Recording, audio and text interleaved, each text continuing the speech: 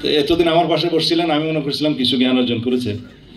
তো আমি সেই জন্য বলতে চাই, জামাত ইসলামের একজন বড় নেতা এই বক্তব্যটা দিয়েছেন, আমি এটা আমলে নিয়েছি। বলে যে নির্বাচন হতে হবে সেটা বলা আছে, কিন্তু পিআরে হবে না কোন পদ্ধতি হবে সেটা নাকি বলা নেই সংবিধানে। যুক্তরাষ্ট্রের 1 নম্বর জিম চেইন গোল্ডস জিম এখন আবারও বাংলাদেশে। বসুন্ধরা আবাসিক এলাকা ও বসুন্ধরা সিটি শপিং মলে। তো এতদিন আমার পাশে বসছিলেন, আমি মনে করছিলাম কিছু জ্ঞান অর্জন করেছে। তো আমি সেই জন্য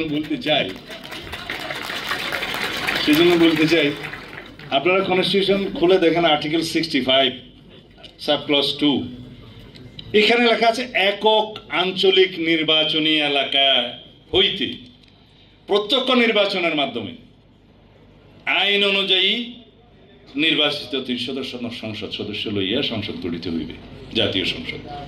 আইন অনুযায়ী কি? সংবিধানকে অনুসরণ করে যে আইনগুলো প্রণীত হবে নির্বাচনের জন্য সেই আইন। একটা আইন হচ্ছে RPO, representation of people's order.